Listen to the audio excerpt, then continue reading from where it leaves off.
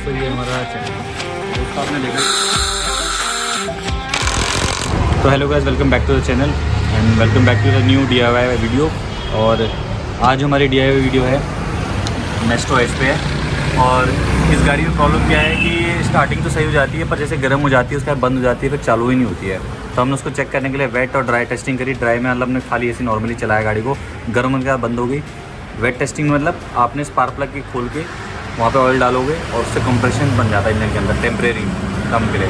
और उससे अगर गाड़ी एकदम चालू हो रही तो आप कंफर्म हो जाते हो कि हेड के वेल लीक है आपके, ठीक है। तो वो मैंने चेक करा तो उससे बढ़िया चल रही गाड़ी है। और ये जब तक ऑयल है तब तक चलेगी, फिर जैसे ऑयल कंप्रेशन चैम्बर से हट जाएगा फिर वो गाड़ी दिक्कत देने लगेगी। फिर क्या क्या ख़राब है क्या नहीं ख़राब है वो बोल के देखते हैं और फिर आपसे कंटिन्यू करते हैं। दोस्तों इंजन को हमने चेसी से अलग कर दिया है। चेसी यहाँ पीछे है, बाकी इंजन ऐसा लगा जाता है। और अब इसकी जो एक्सेसरीज है, एयर फिल्टर बॉक्स वगैरह सब कुछ है, इनको खोलते हैं और इसकी डिसअसेंबली करते हैं।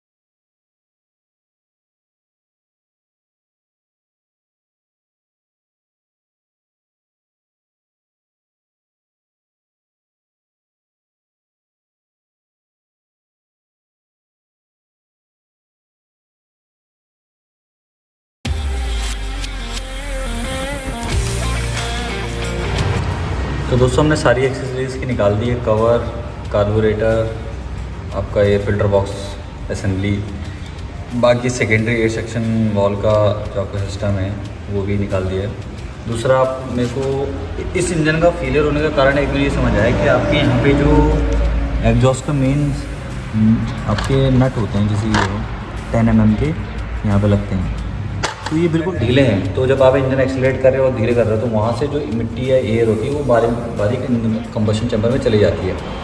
तो मे भी इस कारण भी इसका हेड जो भी है वेयर तो जिसने भी पहले इसको रिपेयर करा है या इसमें बॉन्ड लगाया हुआ है वो मतलब कि 80-90 रुपये की या 100 रुपये ज़्यादा इसकी गैसकेट आदि चेंज कर देते हैं और बिल्कुल ये लीकेज ही नहीं होती। तो ये लीकेज भी इस हिसाब से है। और बाकी जो है अंदर देखते हैं इसमें क्या क्या चीज़ें ख़राब है।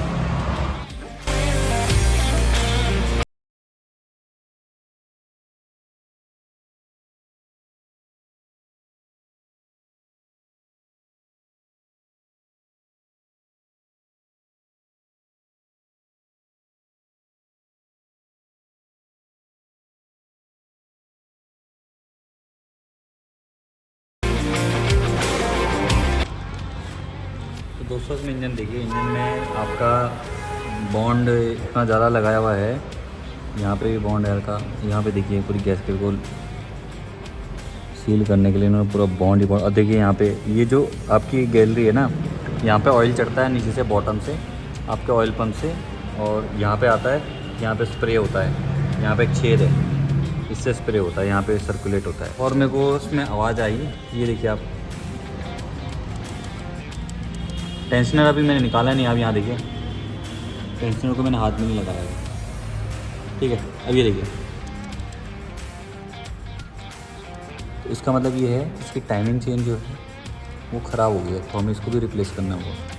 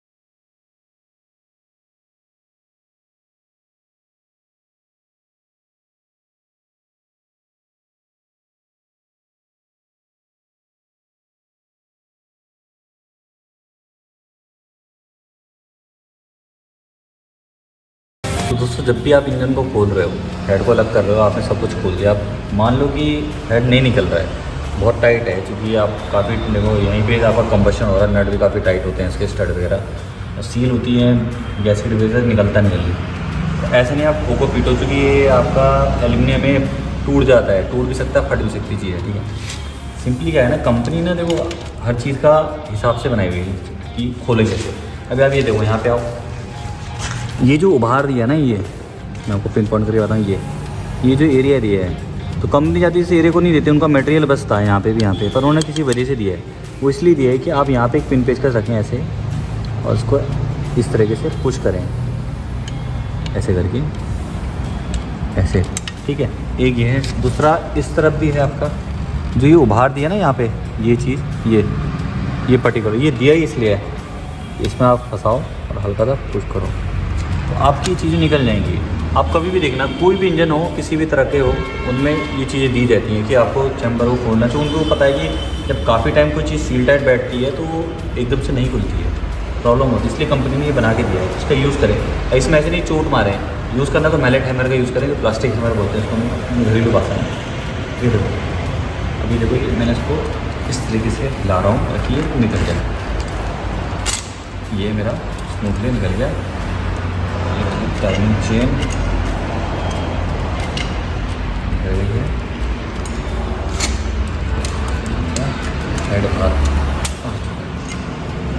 तो दोस्तों, ब्लॉक को हमने निकाल दिया, अलग कर दिया, और बाकी इसमें हम लीकेज चेक करने के लिए इसको बाहर लाए हैं।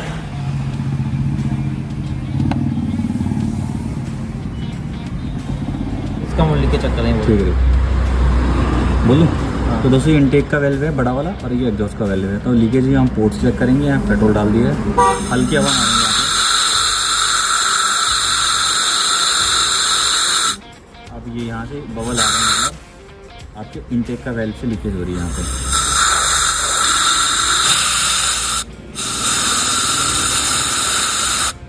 इनटेक का लीक हो रहा है, उतनी दूरी से मैं सुना रहा हूँ, कोई बबल नहीं आ रही है। तो हमारा इनटेक का वेल्व हमारा लीक कर रहा है, तो अगर इसकी थिकनेस सही होगी तो उसको लैपिंग करवा लेंगे, रीयूज़ कर लेंगे।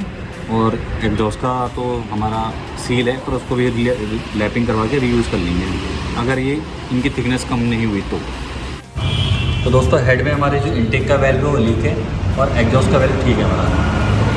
और इसका कारण ये तो मैं आपको बताया था पहले कि इसी कारण जब इनटेक का वेल्व लीक होता है तो ज़रूर से ज़्यादा तेल जाता है, जब आपका कंप्रेशन रिलीज़ हो जाता है इंजन से, तो इसलिए इंजन आपका गर्म होने पे स्टार्ट नहीं होता है। जब ठंडा होता है थोड़ा स्टार्ट ले लेता है। पिस्टन में देखिए आपको हल्की सी प्ले दिखेगी,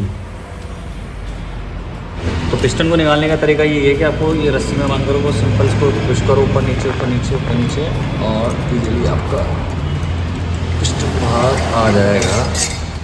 ये है आपका लॉक। और अब इसको इंस्पेक्ट करते हैं। ओके, स्टैंडर्ड साइज पिस्टन है ये, KWP ये इसका कोड है। होंडा का जेन्युइन पिस्टन जो लगता है, या आपका उषा का आता है, वो भी इस नाम से आता है, KWP। चलो ठीक है, इसको यहाँ रखते हैं। पिस्टन उषा, देखो जेन्युइन पिस्टन हमेशा उषा कंपनी का आता है, USHA उषा US। एक आपकी जो US करके ये इसका शॉर्ट नेम है, जैपनीज़ कंपनीज का थे। इनका एक कॉन्ट्रैक्ट साइन है हमारा श्री राम करके एंड सन करके कंपनी है, जो इंडियन ब्रांड है, जो उनके साथ ही मैन्युफैक्चर करती है।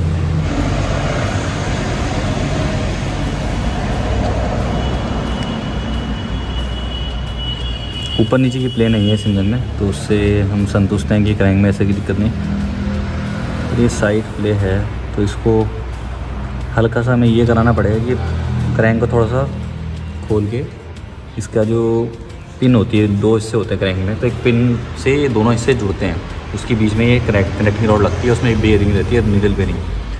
तो ये थोड़ा सा ये चल चल के होता है ना, फ्री प्ले बढ़ जाती है यहाँ की। ये तो इसको क्या करेंगे, इसको हल्का सा पिन को प्रेस करवाएंगे ताकि ये थोड़ा टाइट बैठ जाए और इसकी फ्री प्ले ख़त्म हो जाए। तो दोस्तों, क्रैंक निकालने में हमें यहाँ पे जो उसका वेरेटर वगैरह असेंबली होती है, उसको खोलना पड़ता है। यहाँ पे 22 mm का शायद सॉकेट लगता है उसमें, ताकि क्रैंक को हम बाहर निकाल पाएँ। उस तरह से ईजिली बाहर रहते, पर यहाँ पे नट होता है, उसको खोलना पड़ता है। उसके लिए हम क्लच कवर खोलेंगे, 8 mm का उसमें बोल्ट होते हैं, एंटी क्लॉकवाइज खोलेंगे, क्लॉकवाइज टाइट होंगे।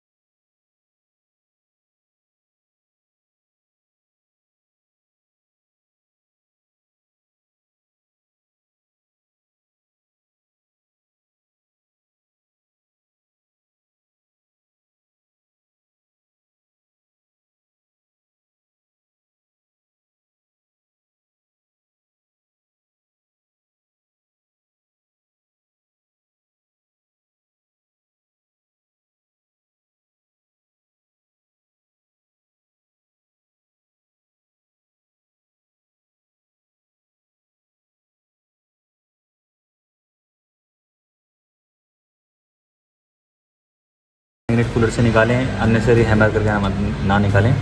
अब इसकी कॉइल को निकालने की हम कोशिश कर रहे हैं। तो कॉइल को निकालने के लिए यहाँ पे 8 mm के 2 सॉकेट हैं, आपके दिख रहे होंगे बोल्ट, और आपका 2 ये बोल्ट हो हैं आपके 8 mm के। इनको खोलोगे तो आपकी कॉइल बाहर आ जाएगी।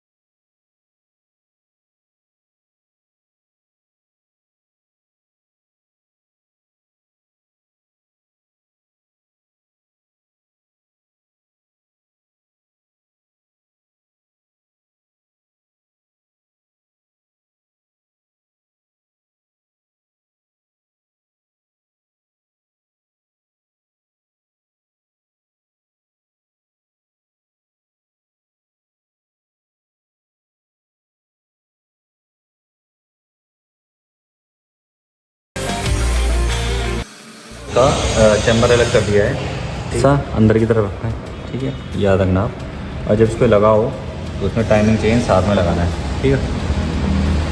तो ये थी हमारी क्रैंक। और अब इसमें क्या है, मैं प्ले की बात कर रहा हूँ, तो ये तो दोस्तों जितना भी इसके इंजन का स्लज वगैरह है, हमने पेट्रोल से और ब्रश की मदद से इसको घिस दिया है। अब थोड़ा पेट्रोल डाल के जो गंदगी ढीली हो गई तब उसको क्लीन करते। पूरा इंजन लाल था पहले अंदर, तो उसको क्लीन करते हुए उसको चमकाते।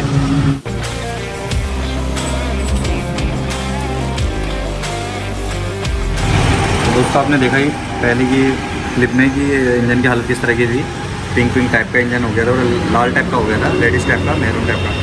क्योंकि इंजन ऑयल आप टाइम से चेंज नहीं कराओगे, अगर लोकल इंजन ऑयल यूज़ करोगे तो इंजन में ये स्लज बन जाता है।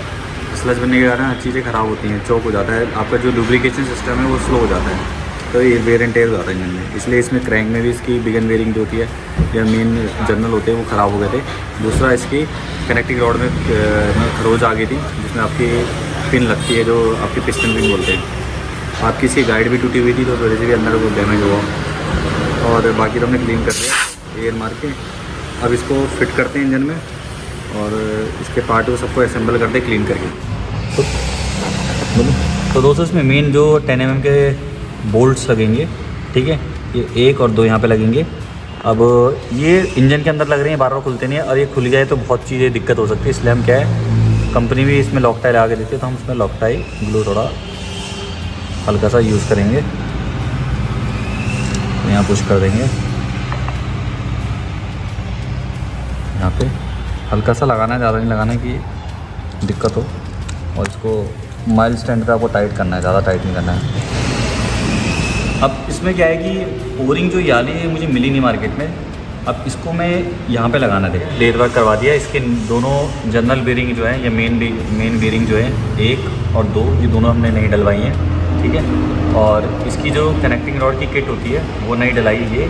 अंदर की एक रोलर या नीडल बेरिंग होती है वो भी चेंज कराई है, और कनेक्टिंग रॉड नहीं डली है इसमें। इसकी हमने फ्री प्ले भी सही करवा दी है, क्योंकि बेरिंग जब घिस जाती है तो उसके लिए फ्री प्ले बढ़ जाती है। दूसरा, इसको क्रैंक को भी बैलेंस करवाया, ठीक है।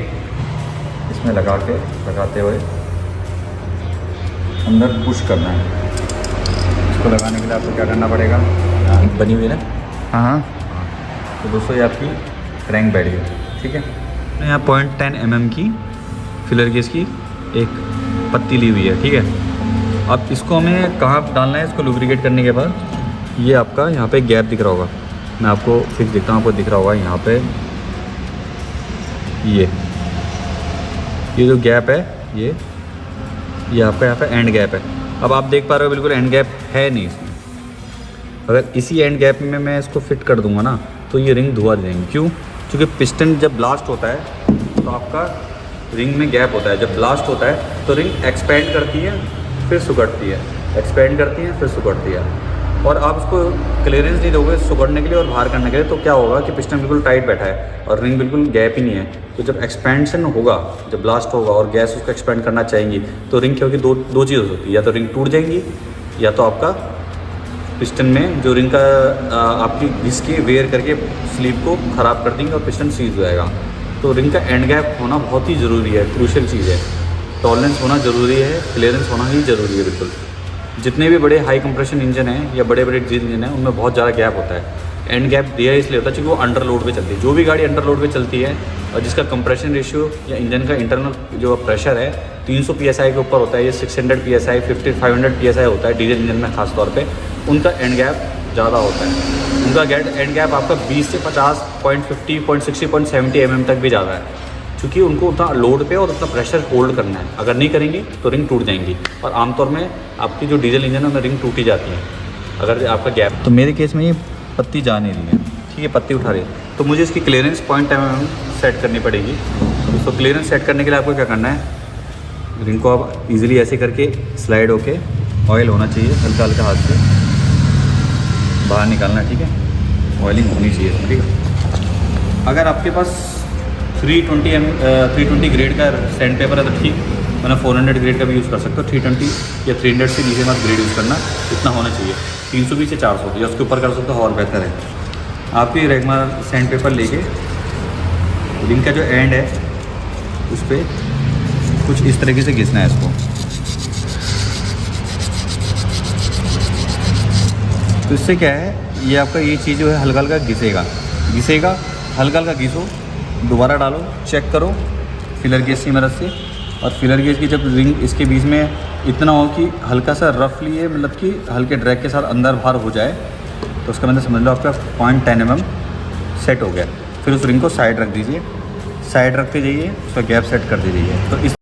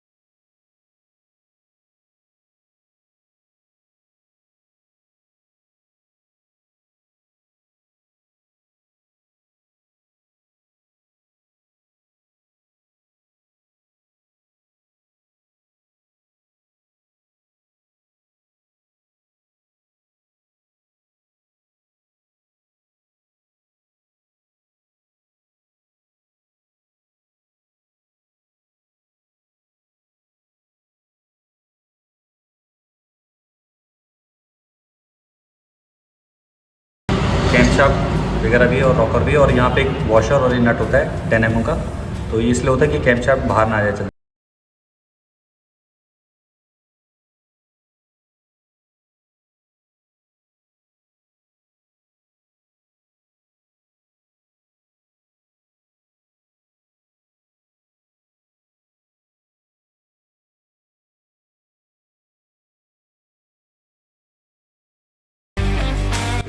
ये मैच हो रहा है, ये मैच हो रहा है, तो ये ऐसे लगानी है। उल्टा लगाओगे तो उल्टा हो जाएगा, फिट बैठेगी नहीं गैस्केट पहली बार।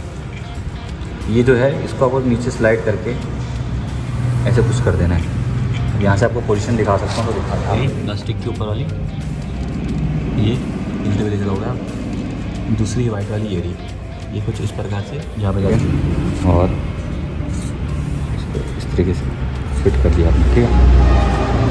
और इसका ध्यान रखें यहाँ पर कोई गंदगी ना हो। मेरे केस में तो मैनिफोल्ड लगता है इनटेक का। पहचानेंगे कैसे? बड़ा वेल्व जो है वो इनटेक का है, मतलब पेट्रोल जहाँ से आता है उसका है, और ये एग्जॉस्ट का मैनिफोल्ड का है, ठीक है, जहाँ से एग्जॉस्ट होगा, ठीक है। और हमेशा एग्जॉस्ट बाहर निकलता है, इनटेक आगे से होता है, तो उसको हर चीज़ को एक बाय डिटेल समझें। और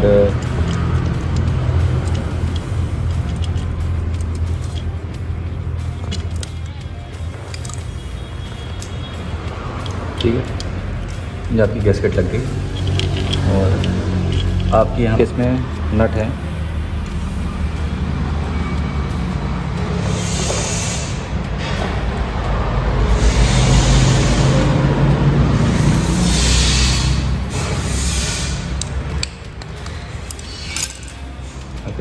इसमें 12 mm के नट लगते हैं, ठीक है। इसकी कोई डायरेक्शन नहीं है, इसको तो आप अपने हिसाब से जैसा आपको चाहे वैसा आप डायरेक्शन दे सकते हो।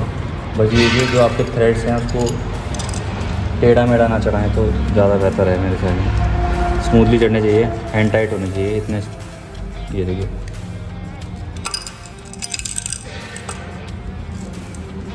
ये है आपका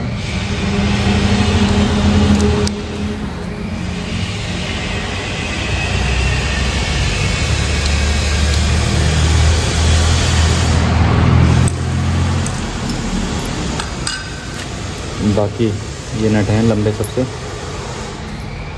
इसको तो वगैरह आपने यहाँ डाल के यहाँ से पुश करके अभी टाइट नहीं करना है। सबसे पहले आपको बीच वाले टाइट करने हैं,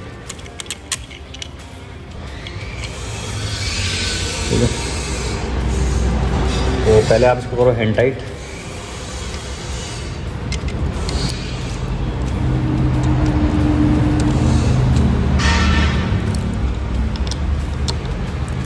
हैंड से जो मैं इसे लगा रहा हूँ लगभग इस 7 से 10 न्यूटन का टॉर्क लग रहा है इसमें फ़िलहाल, इससे ज़्यादा नहीं, ठीक है।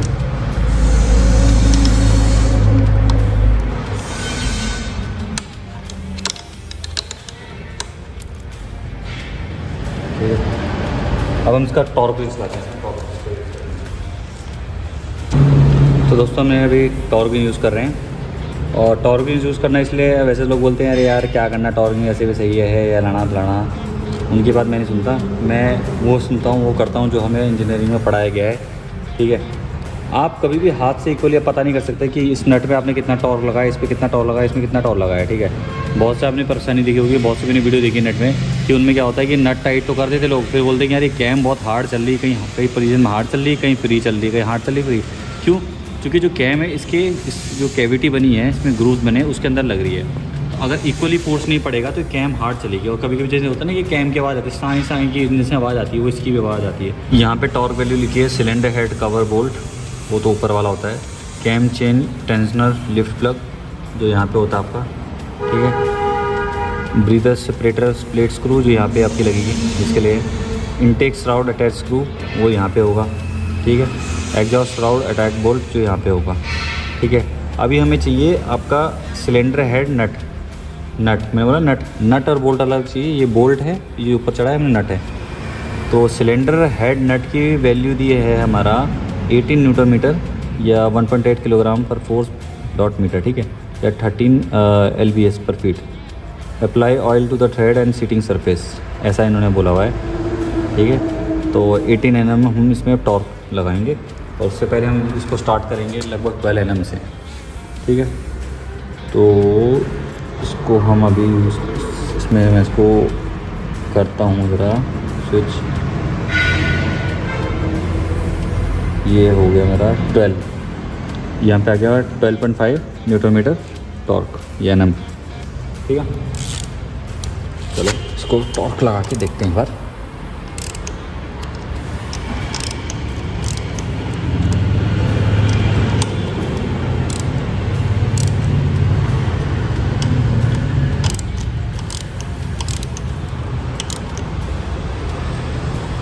क्रिस क्रॉस पैटर्न में आपको टाइट करना है।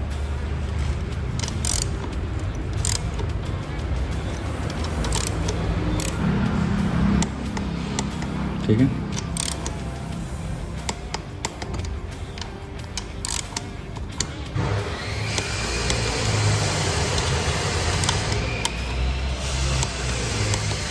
ये हमारा इसका 12.5 mm का टॉर्क लग गया है। कंपनी बोल रही है 18 न्यूटन मीटर का टॉर्क, पर मेरा जो मानना है 18 mm का टॉर्क मैं लगा सकता हूँ इसमें। पर क्या है कि ये इंजन पहले भी खुला है, अब पहले जिसने लगाया है टाइट कराया इस इंजन को, उसने इसकी स्टड की मतलब कितना ज़्यादा टाइट कराया हमें नहीं पता। तो उससे क्या है कि स्टड की जो होता है ना थ्रेड्स होती हैं वो थोड़ी सी वीक हो जाती है। अब मेरे को जो फील हो रहा है कि 12 mm या 15 mm इसके लिए सफिशिएंट होगा। अगर 18 mm में मैं टाइट करूँगा मे भी स्ट्रिप कर जाए, जो मेरा सोचना है इसके लिए इंजन के लिए। क्योंकि जब नए स्टार्ट होते हैं तो वही आराम से 18 mm लगेगा कि आप 20 भी लगा दो, कोई दिक्कत नहीं है मेरे हिसाब से। बाकी एक बार इनको भी मैं उसमें टाइट करूँगा आपके 12 mm में या 15 mm तक इसको सोच रहा हूँ टॉर्क करता हूँ। फिटिंग क्लियरेंस एडजस्ट करने हैं with the help of feeler gauge and this special tool.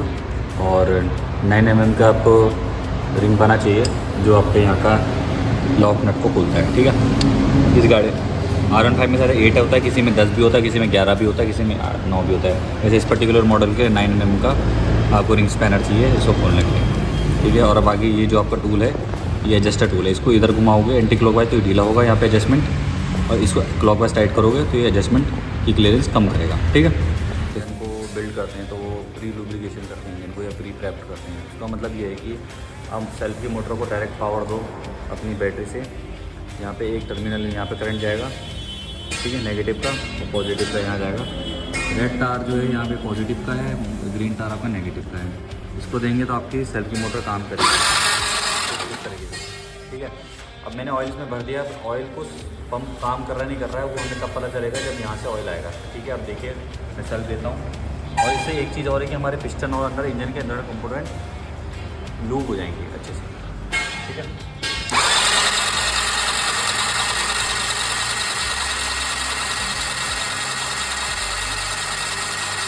यहाँ पे देख रहा हूँ ऑयल आ गया।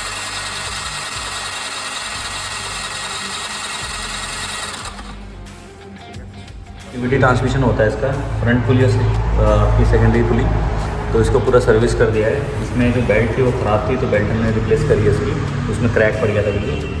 दूसरा, इसके जो वेरिएटर वगैरह इनको सबको साफ़ करके रोलर से इधर रोलर ग्रीसिंग करी है, इससे क्लच घिसे हैं, साफ़ करा है, क्लीनिंग करी है, साथ ही इसकी भी पूरी क्लीनिंग करी है।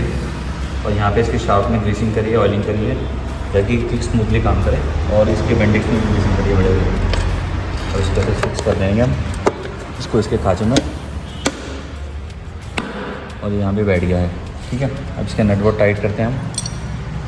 पहला लंबा नट सबसे पहला यहाँ लगेगा, मेरे ख्याल से ये वाला नट जो है इसका ये कुछ ऐसे जाएगा, आता मुझे यहाँ से आ रहा है, स्पेस दिया हुआ था। ठीक है, पहला दूसरा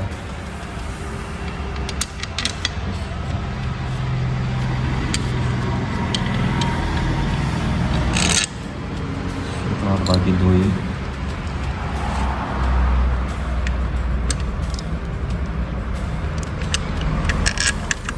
कुछ ऐसे लग रहे हैं, बाकी इसको हम लगाने के लिए यूज़ करेंगे। तो दोस्तों हमने सब कुछ असेंबल कर दिया है, टोटल इंजन को, सब एक्सेसरीज भी, कार्बोरेटर वगैरह सब कुछ, कंडेंसर भी। और अब इसको सीधा चेसिस में बैठाते हैं, इसको कनेक्ट करते हैं, उसकी आवाज़ सुनते हैं।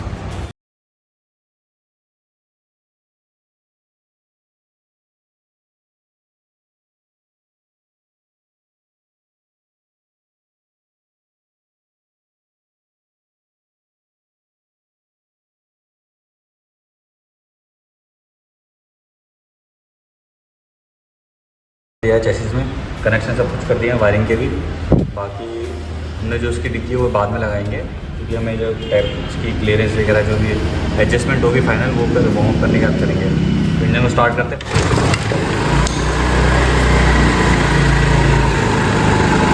तो दोस्तों हमने इंजन को लगभग आधा घंटे 1 घंटा रमा कर दिया है। बाकी डिक्की इसके बाद में लगाएंगे, उससे पहले हम जो भी इसकी सफाई वफाई कर देंगे अच्छे से। बहुत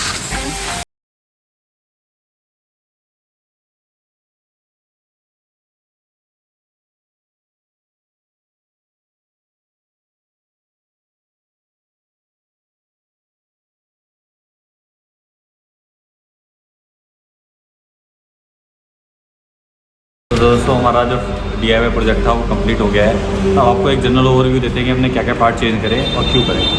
सबसे पहले हमने बताते हैं हमको बेल्ट, ये फैन बेल्ट बोलते हैं या वी बेल्ट बोलते हैं, ये चेंज हो करी हमने। यहाँ से क्रैक हो रही थी तो ये कभी भी टूट सकती है हमारी। ये चेंज करनी पड़ती है क्योंकि हर बार ये ख़राब हो जाती है, एक बार यूज़ करने के बाद ख़राब हो जाती है। इसमें ये जो आपकी गाइड हैं ये दोनों चेंज करी हैं। ये यहाँ से घिस गई थी, इसमें निशान आ गए थे, देखिए यहाँ से भी घिसी हुई थी, यहाँ से भी घिसी और यहाँ से भी घिसी है। ठीक है, ये वाली गाइड ठीक थी, पर इस वाली गाइड का टुकड़ा टूटा हुआ निकला जब मैंने इंजन को खोला, डिसअसेंबल करा। इसलिए इसकी मेन चैम्बर की सील थी, ये भी ख़राब थी, इससे लीकेज हो रहा था, इसको भी चेंज करा। और मैग्नेट साइड की जो सील होती है इस तरफ लगती है, वो भी हमने चेंज करी। ठीक है, दोनों STA की जेन्युइन यूज़ करी। पिस्टन हमने चेंज करा है, क्योंकि पिस्टन में आपको यहाँ पे स्क्रैचेस के निशान दिख रहेंगे और यहाँ पे हल्के से आपको एक तरफ से स्क्रैचेस हैं, सीजिंग के निशान हैं। इस तरफ नहीं है और इस तरफ है, इसका मतलब पिस्टन एक तरफ को चल रहा था। ये क्यों हुआ वो भी आपको बताएंगे। इसलिए हमने पिस्टन मेले कंपनी का यूज़ करा है, जेन्युइन। स्पार्क प्लग यूज़ करा है, क्योंकि स्पार्क प्लग आपका यहाँ से क्रैक पड़ गया था, ये देखिए, तो ये टूटा हुआ निकला था, इस वजह से भी गाड़ी दिक्कत दे रही होगी। ये भी हम चेंज करा। ठीक है, वेल्व हमने दोनों चेंज करे हैं। आपका जो एग्जॉस्ट का वेल्व था वो तो ठीक था, पर जो इनटेक का वेल्व था वो लीक कर रहा था, और उसकी यहाँ पे थिकनेस देखेंगे आप तो बहुत पतली है, तो ये रीयूज़ भी नहीं कर सकते थे हम। काफ़ी पतला मटेरियल था, मटेरियल वेयर आउट हो गया था, तो इसलिए इसका सेट आता अलग से नहीं आते हैं, वरना हम रीयूज़ करते हैं। इन दोनों का सेट चेंज करा हमने। कनेक्टिंग रॉड को भी इसलिए हमने चेंज करा क्योंकि कनेक्टिंग रॉड जो आपकी यहाँ पे निशान है अंदर की साइड को आप देख रहे होंगे, यहाँ पे निशान पड़ गए थे, इसलिए वजह से इसमें ऐसे की प्ले आ रही थी। इस वजह से हमारा जो पिस्टन है वो एक साइड से वेयर करा है। ठीक है, दूसरा कनेक्टिंग रॉड की जो पिन है आपकी अंदर यहाँ पे जहाँ पे पिन लगती है, यहाँ पे भी निशान है, आप ऊपर देख पा रहे होगे, तो ये निशान भी इस वजह से इसकी जो आपकी पिन होती है या पिस्टन पिन होती है वो घिस गई, इसलिए हमने इसको भी चेंज करा। सिलेंडर हेड की गैसकेट, कवर की गैसकेट होती है, ये भी चेंज करी। इसमें बॉन्ड भरा हुआ था और लीकेज भी इसमें रुक रही थी, लीकेज थी काफ़ी, आपने वीडियो में पहले देखा होगा, इसलिए हमने इसको चेंज करा। बाकी ये चीज़ थी। बाकी हमने पैकिंग किट नहीं डाली, क्लच की सर्विस करी अच्छे से, लुब्रिकेशन करा हर जगह, और फाइनल रिजल्ट आपके पास है। आपके पास ये है, गाड़ी की बैटरी चार्ज है हमारी, और ये फर्स्ट कोल्ड स्टार्ट है। गाड़ी हम सुबह से भी चालू कर रहे हैं, इससे पहले हमने गर्म नहीं करी है। फर्स्ट कोल्ड स्टार्ट में गाड़ी का वाइडल हो जाती है। ठीक है, तो अब मिलते हैं आपसे ऐसी DIY नेक्स्ट वीडियो में, और ऐसी इंफॉर्मेटिव वीडियो और इस तरह के कंटेंट हमारे चैनल को सब्सक्राइब करें, शेयर करें और सपोर्ट करें।